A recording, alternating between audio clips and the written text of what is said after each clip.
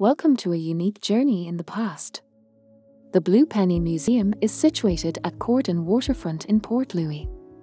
It opened in November 2001, and the curator of this museum is Emmanuel Richon.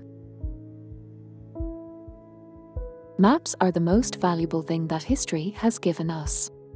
Because of these, we can now follow the brave journeys of the famous explorers, their trials, and discoveries step by step. Navigators had to get over their fear of an imaginary world full of monsters from mythology and a sea of darkness. Arabs, Indians, Malays, and Chinese traveled all over the Indian Ocean long before the Portuguese did, but they didn't leave any maps showing that the Mascarenes, which are Mauritius, Réunion, and Rodrigues, existed. The first maps to show the islands are from Portugal. They were made by Alberto Cantino in 1502 and Nicolao de Cavery in 1505. The Dutch named Mauritius after Governor Maurits van Nassau. Attempts to colonize the island failed. They finally departed the island for good in 1710 after being worn down by cyclones, rats, diseases, pirates, and maroon slaves.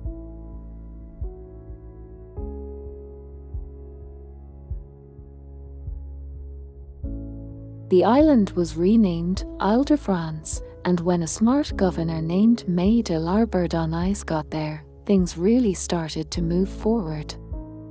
During that time, the island became a fairly strong French colony that cost France a lot.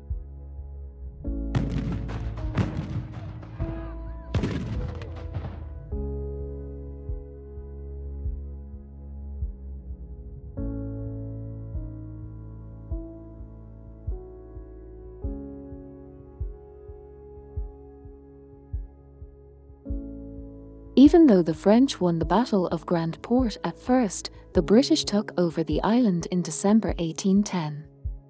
They were in charge of the island for almost 160 years and were able to make it a prosperous place to live, especially because of the sugar industry.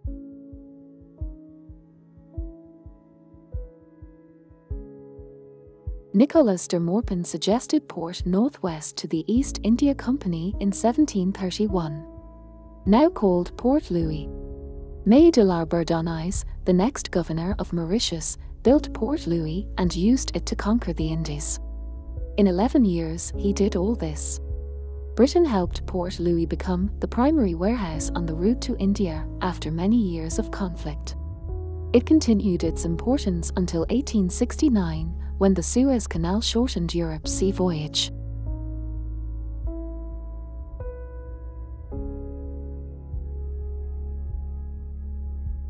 Joseph Osmond Bernard created the famous post office stamps.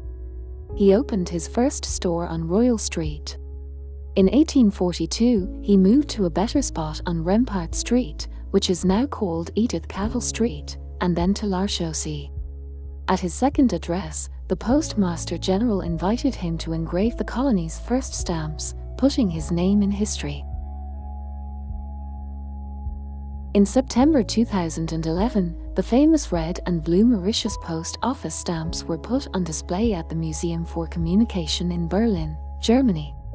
These famous stamps were made by the British colony of Mauritius more than 160 years ago.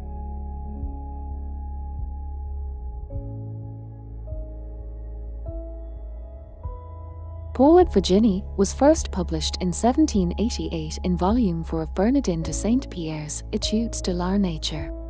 It was republished in 1789 in a separate volume because it was so popular. This famous book by the French author Jacques-Henri Bernardin de Saint-Pierre will always be linked to Mauritius, and the story of these two lovers, which is based on a myth, is a masterpiece of world literature.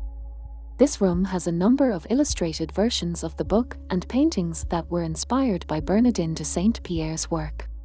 The real story of the shipwreck of the Saint Juran, which inspired the sad ending of Bernardin de Saint-Pierre's book, is told to visitors so they can tell the difference between the legend and the truth.